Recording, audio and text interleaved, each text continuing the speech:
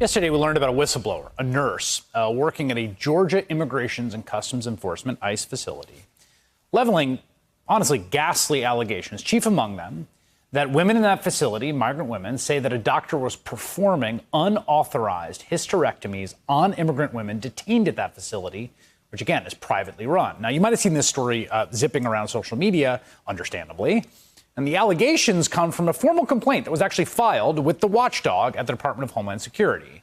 And the whistleblower is on the record, is named. Her name is Dawn Wooten. She was employed by that detention center. And along with those unauthorized hysterectomies, the complaint also alleges the facility lacked protection against coronavirus for detained immigrants, and that detainees suffer from a general lack of medical care. We've been chasing this story all day along with some of my colleagues here at NBC. Tonight, we can report a lawyer named Benjamin Osorio, representing women at that very facility, told NBC News that indeed 2 of his clients received hysterectomies they believe may have been unnecessary. And tonight, we here on All In spoke with another attorney who represents 2 different women who claim they also had unnecessary hysterectomies while detained at this facility. That lawyer tells us that as many as 15 immigrant women were given full or partial hysterectomies or other procedures for which no medical indication existed. Now, we reached out to ICE with these accusations. They sent us a long statement disputing these allegations and the implication that detainees are used for experimental medical procedures. They do say an independent office will investigate these claims. ICE also says that since 2018, only 2 individuals at the facility were referred to certified credential medical professionals for hysterectomies. Of course, the referred is the question here. I should also tell you, NBC has also reached out to the private company that runs this facility. While they are not commenting on the specific allegations, they say they have a strict zero-tolerance policy for any kind of inappropriate behavior at their facilities, and they refute any allegations of misconduct. Now, the nurse behind that whistleblower complaint who got this all started is Dawn Wooten, and her lawyer, John Witte, join me now. Dawn Wooten and John Witte, it's great to have you both. Thank you very much. Ms. Wooten, I want to start with you and just ask you to tell us what you did. What was your job at this facility? When did you start working there? I was first employed at Irwin County Detention Center in 2010. I've been to this facility on three different occasions. I returned in 2014, worked until 2016, came back in 2019. I was a nurse there, a medication nurse. I worked 6A to 6P.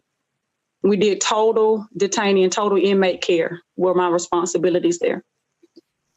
You talk about in the complaint a hearing from women who are detained there, talking about a specific doctor performing hysterectomies, referring to him as a uterus collector.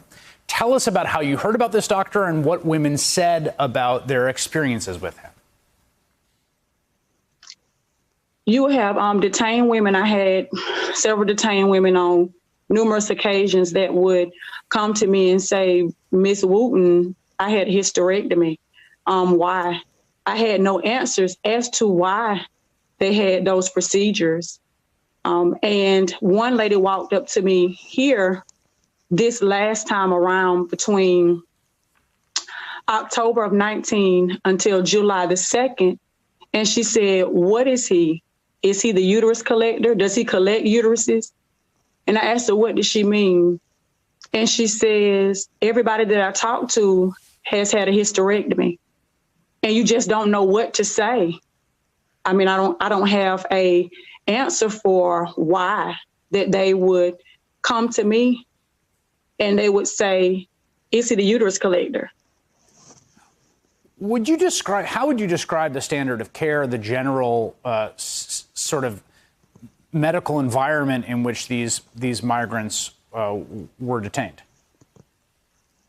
The standard of care wasn't timely all the time. They would have a procedure to where they would fill out forms to be seen. Those forms would be shredded. They would be told in area instances that, there's nothing going on with them, just on numerous occasions. And as a human, you just don't treat people inhumane. I have a title as a licensed practical nurse, and I protect my title with dignity, to where I was raised by you treat people as you want to be treated. The sanitation, especially during COVID, the sanitation was horrible. We didn't have anything to sanitize with. We didn't have the proper PPE. So they didn't have the proper PPE. They didn't have anything to sanitize with while they were down in the dorms as well. And when you ask, you would be reprimanded. Did you have cases of COVID in that facility? What were the steps taken to deal with it as the outbreak in the country happened? When we first had the first case of COVID there in the facility, it was COVID is not here in the facility. Then we had another case and it was like COVID was not here in the facility. We had several more cases and it was like COVID was not here in the facility. You know, there was not a proper separation of those detainees whenever they come in. You know, there's a 14-day incubation period. You know, they weren't separated.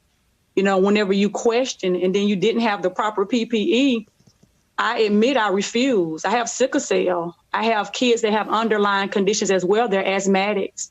So the protocol was not being followed. It was not properly reported to the health department. It was not properly reported to the CDC, nor was it properly reported to LaSalle.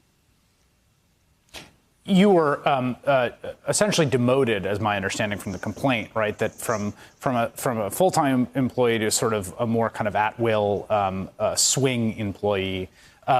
Your contention is that that was essentially punishment for your statements about the unsafe environment you felt there, your resistance to working when you had symptoms. Is my understanding correct there? Yes, that's correct. Mr. Wood, you look like you want to say something. What do you want to say? Well, I did want to jump in and say that Ms. Wooten has been a vocal, critic of the conditions within the facility for many months, and the most recent retaliation of demoting her was, to some extent, was just a buildup of all of her internal whistleblowing over the course of months, and especially since the beginning of COVID.